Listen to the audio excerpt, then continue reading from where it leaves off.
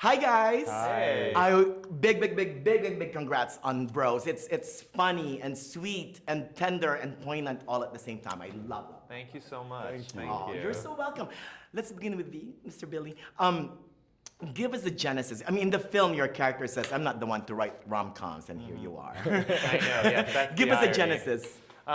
Nick Stoller, who directed the movie and who I wrote it with, who directed and wrote Forgetting Sarah Marshall and Neighbors and a lot of great movies, came to me and said he wanted his next movie to be a romantic comedy, but he thought it would be cool if it was about a gay couple, because we don't get many of those.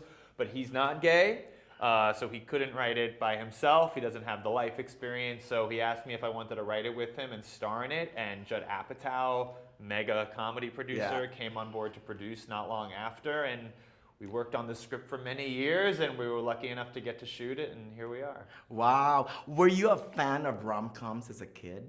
Love Love. romantic comedies. Yeah. Oh, Yeah. so when you were looking at rom-coms back then, who did you identify with? Tom Hanks or Meg Ryan? Well, that was kind of the interesting thing as a young gay kid, is that you're not quite Tom Hanks and you're not quite Meg Ryan, right? Because those roles are falling into very like I'm very Julia Roberts. Oh, yeah. Well, you knew who you were. Yes. Pretty one. There she is. Yeah, and so, but I love those movies so much. I mean, I love Pretty Woman, you know. Yes. I always say Brokeback Mountain is a masterpiece. I saw it once. Pretty Woman I've seen 50 times. So, you know, I love those movies. true. When Harry Met Sally, You've Got Mail, Yeah. Moonstruck. Those are great movies, but we've very rarely had one about a gay couple that's like that. Yeah. And so that was our goal here. You know, Mr. Luke, one of the things I love about the film is, you know, it shows all the different facets of queer culture, right? Like, you're very masculine. When you were reading the script, we're like, how is this masculinity going to fit in this narrative? That's a really good question because the queer community is so big. We have so many people that belong and are accepted and all apparently party together. But I was nervous about that because nothing about Aaron is afraid about being gay. I think in a weird sort of way he's afraid of showing himself and he's created this sort of masculine persona in order to sort of attract people but also kind of keep them away, which I think is a very male thing as well. It's not just queer men. I think men in general have a presentation of masculinity that is meant to both sort of terrify and appeal. Yeah. You know, another thing I love about the film is that, I mean, it's very honest. I mean, there are things in there that I would not even tell my straight people friends. And here we are, right? Yeah. When you were conceptualizing it, you were like, oh, is that too risque? Is it too over? I mean, did you have to censor yourself? I mean, I really tried not to, Yes. you know, and I was always afraid that the studio or someone would come to me and say, no, that's too this or too that, and they never did. I think everyone recognized that we've had a lot of gay stories over the years that kind of tiptoed around our honest lives instead of just presenting them and removing the stigma from all of it. And Nick and Judd, who I made the movie with, are both straight men, and they were kind of like, I got to test things for them, and I would say, is this clear? Like, you understand what's going on here? And as long as they did, they always encouraged me to be as honest as possible because it makes for a funnier, more poignant movie. Exactly. And because of that, my question, the sex scenes, Mr. Luke. Yes. Take us to the bedroom. How did you guys prepare? We got to know each other. And that is so much of what chemistry is about. We got to know each other, we got along very well.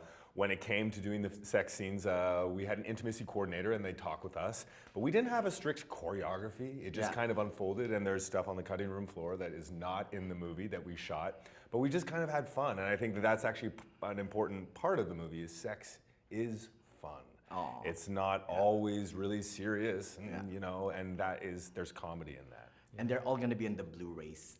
Yeah. Oh, Mr. Billy, here's what I love about the film. The one scene that I love when you guys were talking near the end, where you said many people had told you that you're not gonna amount to anything because you're gay, that you're so niche. I mean, I've had that. Look, I'm very niche. I'm niche upon niche. You know what I mean?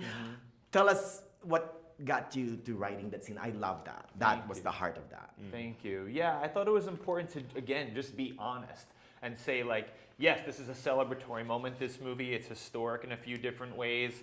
But we also have to acknowledge why it took so long.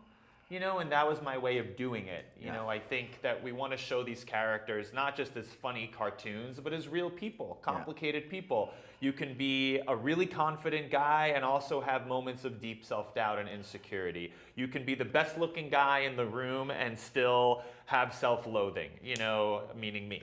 No, you know, we're all complicated people, and don't judge a book by its cover. There's a lot going on underneath, and it was a chance to like tell a story about a gay man with all the nuance and detail that we sometimes haven't got. And that's why I love the movie. A big congrats on Bros again. So many to love, right? Deborah Messing, Billy Eichner singing, Real Love, the best rom-com I've seen in years. So, Oh, thank you so much. much. Thank you very bye, much. Bros. Yeah, bye, bro. Yeah. Wow. You nailed I don't know it. where that came from. Everyone has a bro in them. True.